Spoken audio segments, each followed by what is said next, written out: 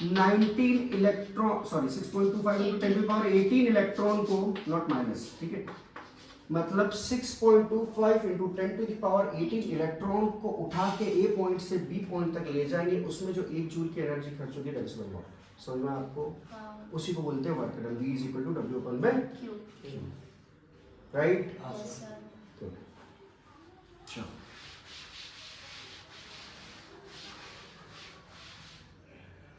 अच्छा, डिफरेंस समझाना भूल गया। डिफरेंस मतलब यहाँ पे इन दोनों के बीच में डिफरेंस, ठीक है? ठीक है सर।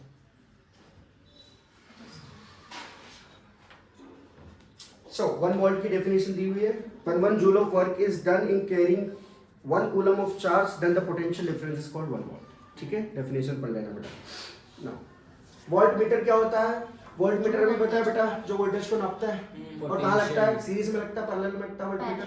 पैरेलल में गया, ठीक है? गुड। सर वोल्ट मीटर की रेजिस्टेंस कितनी होती है? हाई उसके उसमें हाँ होनी तो हाई चाहिए उसमें, क्योंकि अगर पोटेंशियल नापेगा, ठीक है, ठीक है, हाई होनी चाहिए, ठीक है। एमीटर की कम होनी चाहिए, ठीक है। नाउ न्यूमेरिकल्स करते हैं, ठीक है, एक second. Ohm's law heating effect कल पढ़ा दूंगा बेटा, ठीक है। अभी ओम्स लॉ पढ़ा देता हूँ, ठीक है। ओम्स लॉ क्या कहता है, ठीक है। ओम्स लॉ के बाद में न्यूमेरिकल अपन कर लेंगे पैरेलल कनेक्शन के, और सीरीज में कनेक्ट करेंगे अगर तो क्या होगा, ठीक है। ओम्स लॉ क्या कहता है? ओम एक साइंटिस्ट है बेटा, जिसने एक कानून बनाया है जिसे हम कहते हैं ओम्स लॉ। इसने कुछ नहीं किया, इसने बहुत सारे एक्सपेरिमेंट किए, कुछ बल्ब, एमीटर, वोल्टमीटर लेके, और इसने ये कंक्लूजन निकाला है। The conclusion is that the potential difference across 2 points of a metallic conductor is directly proportional to the current passing through the circuit, provided that the temperature remains same या constant। फिर से समझा रहा हूँ बेटा, ऐसे बोला है कि potential difference across 2 points of a metallic conductor, let's say copper wire, of a metallic conductor is directly proportional, मतलब potential difference मतलब हो गया V, so V is directly proportional to the current passing through this circuit, so ये बोल रहा है V is directly proportional to I, मतलब ये बोल रहा है अगर करंट बढ़ाओगे, पोटेंशियल डिफरेंस बढ़ाओगे तो इसके अंदर जो करंट है वो बढ़ जाएगा, ठीक है। इसके अंदर जो करंट है वो बढ़ जाएगा, ठीक है। ये बोला है उसने। और उसने एक और चीज बोली कि टेम्परेचर जो है वो क्या होना चाहिए? कांस्टेंट होना चाहिए। ये नहीं कि आप एक जगह टेम्परेचर -10 डिग्री सेल्सियस है और एक जगह टेम्परेचर है 50 डिग्री सेल्सियस, और वहाँ अगर आप सेम पोटेंशियल अगर लगाओगे उस प्लेस पर, तो बेटा करंट के फ्लो में चेंजेस आ सकते हैं। क्यों आ सकते हैं? क्योंकि उसका कारण है, इतना समझ में आ रहा है बेटा? V is directly proportional to I, ठीक है। टेम्परेचर इसलिए कांस्टेंट होना चाहिए क्योंकि अगर बेटा टेम्परेचर बढ़ता है तो इसके अंदर जो इलेक्ट्रॉन है, जो वायर के अंदर, वायर भी क्या है? एटम है। तो एटम के अंदर के जो इलेक्ट्रॉन्स है, उनकी वाइब्रेशन बढ़ जाएगी अंदर ही अंदर, ठीक है। यानी अभी शांत बैठे हुए थे, अभी मस्ती करना चालू, तो जो इलेक्ट्रॉन आ रहे हैं उनको पास होने में दिक्कत हो जाएगी, तो फ्लो कम हो जाएगा, फ्लो ऑफ चार्ज कम हो जाएगा, तो क्या हो जाएगा बेटा? करंट कम हो गया, फ्लो ऑफ चार्ज पे करंट बोलते हैं, तो आई की वैल्यू घट सकती है। और अगर एकदम ठंडा माहौल है, ठीक है, शांत, सो रहे आराम से ठंड में बिस्तर में, ठीक है, तो जो इलेक्ट्रॉन है चुपचाप आसानी से पास हो जाएंगे। इसलिए बोला है कि टेम्परेचर जो है वो कांस्टेंट रहना चाहिए। चेंज इन टेम्परेचर में create change in value of V और I, ठीक है। V अगर सेम लोगे तो I में थोड़ा चेंज आ जाएगा। मतलब बेसिकली कहना चाह रहा है टेम्परेचर अगर ज़्यादा होगा तो रेजिस्टेंस बढ़ जाएगा, सिर्फ इतना कह रहा है। टेम्परेचर ज़्यादा होगा तो रेजिस्टेंस बढ़ जाएगा। रेजिस्टेंस मतलब उसको रोकने वाले लोग ज़्यादा आ गए ना, ये कहना चाह रहा है। समझ में आया इतना? पोटेंशियल डिफरेंस डबल हुआ तो इसमें पोटेंशियल डिफरेंस डबल हुआ तो थोड़ा फ्लो ऑफ चार्ज थोड़ा ज़्यादा हो जाएगा, डबल हो जाएगा। V is directly proportional to I। तो अगर रेजिस्टेंस डबल हुआ तो रेजिस्टेंस डबल हुआ हम्म। तो इलेक्ट्रिक करंट कम हो जाएगा। सिंपल आधा सी हो बात। जाएगा। हाँ, देखो कैसे, अब देखो डायरेक्टली प्रोपोर्शनल बोला है ना, तो प्रोपोर्शनलिटी जब हटता है तो इक्वल लगेगा, और प्रोपोर्शनलिटी हटेगा तो क्या लगेगा, एक कांस्टेंट जिसको बोलेंगे आर, और ये हो जाएगा I. So V is equal to I. Proportional is not equal, proportional हटता है तो एक कांस्टेंट लगता है। ये कांस्टेंट मतलब आर चेंज नहीं होगा। This is like y is equal to C X, where c is constant. ये भी वेरिएबल है, ये भी वेरिएबल है, ये भी वेरिएबल है, ये भी वेरिएबल है, ठीक है। और इस इक्वेशन का अपन मैथमेटिक्स में अगर ग्राफ बनाएंगे तो ग्राफ कैसा बनता है बेटा, ऐसा बनता है, ठीक है। इस इक्वेशन का ग्राफ कैसा बनेगा, ऐसा बनेगा। यहाँ पे हो गया v और यहाँ पे हो जाएगा r, और r क्या हो गया, कांस्टेंट। ये क्या हो गया, कांस्टेंट। इसका मतलब ये भी कह सकते हैं, इससे अपन कंक्लूड कर सकते हैं that r is equal to v upon में i, r is equal to v upon में i। इसका मतलब अगर यहाँ पे 2 वोल्ट की बैटरी है ना, और वो 1 एम्पेयर का करंट दे रही है ना, और 4 वोल्ट की बैटरी है, वो यहाँ पे 2 एम्पेयर का करंट दे रही है। अब जब आप इन दोनों का डिफरेंस देखोगे, 2 अपॉन में 1 कितना होता है 2, 4 अपॉन में 2 कितना होता है 2। अपॉन कैसे ले रहा हूँ बेटा, because r is equal to v upon में i। r निकाल रहा हूँ मैं, r निकाल रहा हूँ मैं, है ना। यहाँ 6 वोल्ट होगा तो यहाँ पे करंट फ्लो कितना हो जाएगा 3, 6/3 अगेन 2। तो रेजिस्टेंस जो है वो क्या है, कांस्टेंट है। चेंज क्या हो रहा है, v और i भी चेंज करोगे तो i चेंज हो जाएगा, r तो सेम रहेगा। क्यों कांस्टेंट है, क्योंकि सीधी सी बात है यार, कॉमन सेंस की बात है कि सर्किट के अंदर अगर एक बल्ब लगा है 100 वोल्ट का बल्ब 200 वाट का थोड़ी ना हो जाएगा। अगर आपने पोटेंशियल डिफरेंस उसमें अगर ज्यादा कर दिया तो, अगर बड़ी बैटरी लगा दोगे, सपोज कि ये बल्ब है, ये कितने वॉट का, वॉट और वोल्ट ध्यान रखना बेटा, ये 20 वॉट का बल्ब है, 20 वॉट का बल्ब है। अगर इसमें मैं 10 वोल्ट की बैटरी लगाता हूँ, 10 वोल्ट की बैटरी लगाता हूँ, 10 वोल्ट की बैटरी लगाता हूँ, तो इसमें कोई चेंज थोड़ी ना होगा, तो 20 वोल्ट का ही रहेगा बल्ब। इसमें अगर मैं 40 की भी लगा दूंगा तो भी ये सेम है, तो ये तो कांस्टेंट है। तो रेजिस्टेंस क्या होता है बेटा, हमेशा कांस्टेंट होता है। चेंज क्या होता है, बस इसके अंदर फ्लो ऑफ आई चेंज हो जाएगा, चार्ज चेंज हो जाएगा। चलो फटाफट एक न्यूमेरिकल लगा लो, इसी का जवाब दो बेटा। इसका करंट क्या आएगा, अगर 20 वोल्ट की बैटरी है और 40 वोल्टेज का, सॉरी 40 वोल्ट की बैटरी, 20 वोल्ट का रेजिस्टेंस है, 20 वोल्ट का रेजिस्टेंस है, तो करंट कितना फ्लो होगा, V is equal to I पे कैलकुलेट करो फटाफट। I into R। V is equal to I into R. तो गिवन क्या है, दिया हुआ सारी चीजें। अच्छा, इसको ओम से रिप्रेजेंट किया है, ठीक है, रेजिस्टेंस को 2 तो करंट कितना हो गया 2 एम्पेयर। करंट कितना हो गया 2 एम्पेयर, ठीक है, गुड। चलो अच्छा, इसी में थोड़ा सा और तुम्हारी प्रैक्टिस भी यही करा ही देता हूँ। एक 20 वोल्ट का बल्ब लग रहा है यहाँ पे, और सीरीज में एक और बल्ब लगा दिया, मान लो 20 वोल्ट। सीरीज देखी ना अपन ने, दिवाली पे लगाते ऐसे छोटे छोटे बल्ब लग गए। अब बताओ बेटा, हाँ अब करंट कितना हो गया 1 एम्पेयर जा रहा है, ठीक है ना। वैसे ही बेटा क्या होगा, जितने आप इसमें रेजिस्टेंस बढ़ाओगे करंट कम होता जाएगा। तो इससे ये भी पता चलता है कि ऐसा नहीं कि आप 20 वोल्ट की बैटरी लेकर 1000 बल्ब लगा दिए सीरीज वहां तक चलेगी, ऐसा पॉसिबल नहीं होता। इसलिए वो क्या करते हैं, पैरेलल कनेक्शन में आजकल चीजें चालू हुई ताकि फ्लो ऑफ करंट किसी में कम ना हो। पहले के टाइम पे क्या होता था कि सीरीज में रहता था, अगर एक बल्ब बंद हुआ बीच में, मान लो ये बल्ब बंद हो गया, तो सारे इसके आगे जितने भी बल्ब लगे हुए बंद हो जाते, क्योंकि फ्लो ऑफ करंट तो यहीं से आ रहा है। और पहले ऐसा भी होता था कि जो पास वाला बल्ब वो ज्यादा जल रहा है, आखिरी वाला बहुत कम जल रहा है, ठीक है। तो इसलिए अब क्या करते हो, पैरेलल कनेक्शन करते हैं। पैरेलल कनेक्शन में क्या होता है बेटा, potential.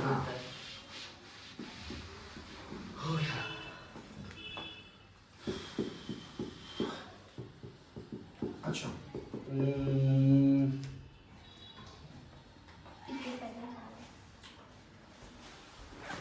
So V is equal to I R, ठीक है, V is equal to I are.